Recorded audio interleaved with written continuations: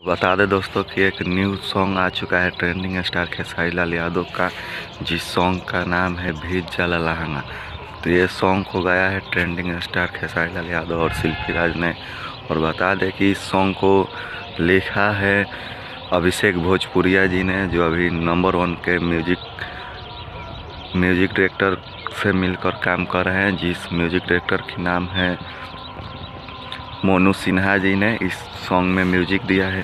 और इस सॉन्ग के वीडियो डायरेक्टर की बात करें तो पवन पाल जी हैं, और इसमें एक्टर की बात करें तो एक्टर की किरदार निभाए हैं रानी एक्टर ने इसमें काम किया है। और बता दें कि ये भोजपुरी का होली सॉन्ग 2024 का हिट होने वाला है, ब्लॉकबस्टर सॉन्ग में से एक ये सॉन्ग है।